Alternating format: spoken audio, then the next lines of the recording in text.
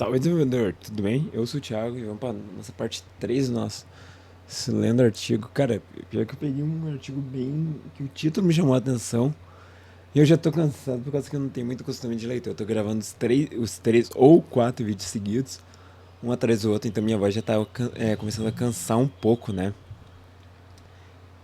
Para alguém que fazia vídeo bem rápido, agora eu tentando aumentar meu tempo acima de 10 minutos.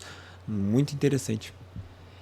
Entendendo a performance, né? Vamos agora para essa parte, entender a performance. Nos vídeos anteriores a gente deu comparação de loops e performance não importa no começo. E fizemos comentários, né? Então agora entendendo performance. Agora, eu espero, os mitos mencionados acima já foram entendidos como erros e de nada daquilo é de fato entender performance, ser um programador raiz ou qualquer coisa parecida. Legal, legal. Tipo, agora a gente vai entender, né? Brincadeirinha.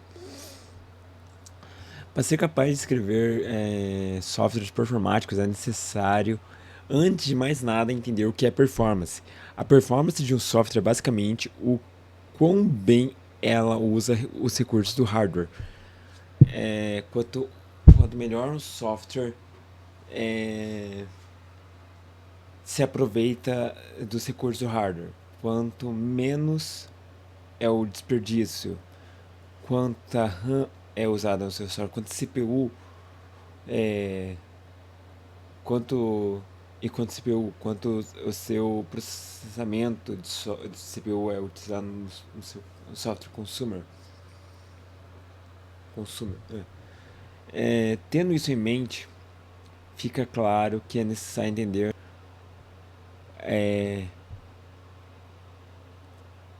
como quando e quando e o quanto de recurso de software o seu código está usando. Sem ter essa visão, tentar escrever código performático é uma tarefa inútil. Cara, eu comentei bastante isso nos vídeos anteriores. Comentei muito sobre um PC de alta performance, né? Que foi um comentário de um podcast do Fábio Akita. Então, em questão, acho que eu não vou chegar a comentar muito nessa, né?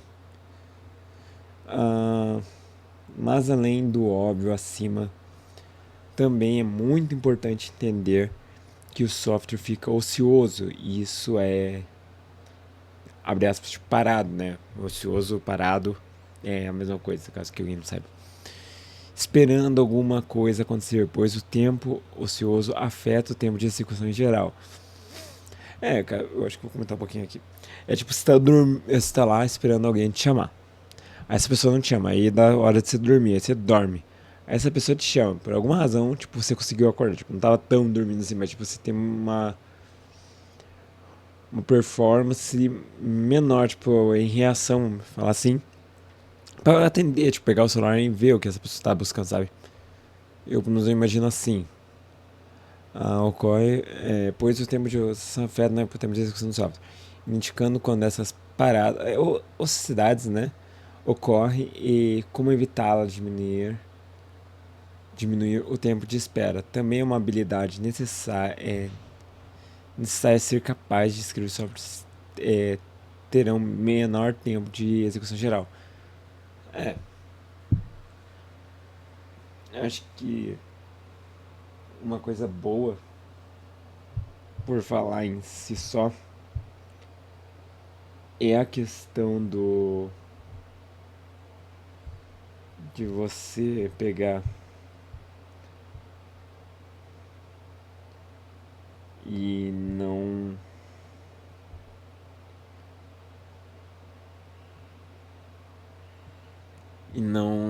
fazer todas as funções executar ao mesmo tempo, sendo que algumas são necessárias para início e outras são necessárias para uma parte específica, né? Eu acho que seria isso, pelo menos essa questão, esse ponto a ser visionado. Deixa eu colocar o timing aqui. Para ser visionado, né? Mas é que não é escrever tarefa inútil, tipo, o código ficar rodando sempre, né? Como ele fala aqui. Nesse caso, tentar escrever código de performance é uma tarefa inútil. É bem assim, eu tenho uma função para validar o login. Aí a gente vai lá, valida o login, ok. Mas se eu, essa função é uma função só pro login. Então eu quero parar ela depois da validação do login. Porque vão ter outras funções que vão precisar ser ativas. Sei lá, uma que fique fazendo query no banco de dados. Através das consultas pelo usuário. Pô, essa função ela vai ter que se destacar de mais recursos. Então, de novo, eu não posso ter função de validação do login se o cara já tá logado.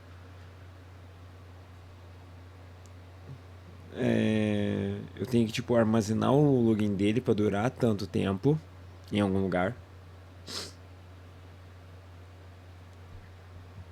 Para depois a gente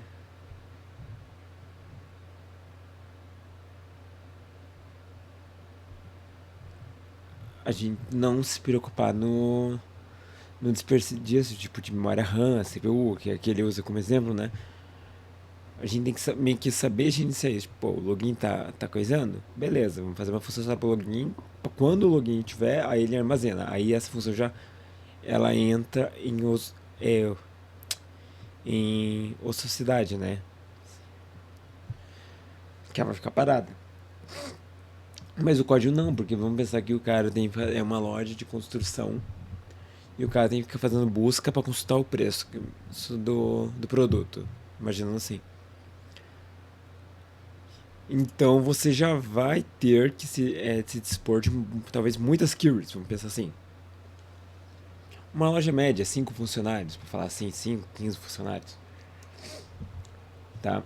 Então, acho que de maneira geral, você tem que entender quando você tem que deixar o código abre as parado, né? E ele funciona, tipo, não posso executar tudo de uma vez e não posso deixar tudo parado. Então, vamos para otimização do código. Deixa eu ver o tempo aqui.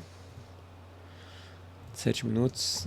Eu vou deixar benchmark properly e o que realmente faz diferença pro próximo vídeo. Eu tô cansado já.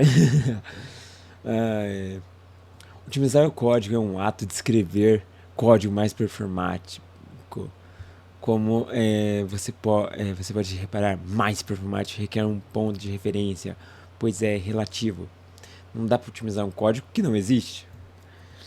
É uma informação que não faz sentido, então tirei da cabeça. Então tire da cabeça que você irá escrever código otimizado logo na primeira versão. Cara, eu acho que a gente volta um pouquinho aqui no performance, não importa no começo, né? Eu fiz bastante comentários, eu só vou dar mais um toque, tipo. Depende muito do seu nível. Se você entende o que você está fazendo, se você, tipo. Vamos pensar, a validação do login você é um dev pleno. Por aí, eu acho que, tipo, um dev pleno, pelo menos eu acho que eu já devia saber disso. Pô, você já fez muitas validações de login quando você era júnior. Teve seus erros e acertos, cara. Se você não. Pô, não é que você vai ter que escrever um código de problema. Cada problema é um problema. Mas se você não já ter, tipo, uma noção dessa parte, pelo menos eu acho meio estranho, sabe? Também não vou cobrar de um sênior escrever lá o primeiro aqui. Eu não sei o que cada um em si vai fazer, né? Mas.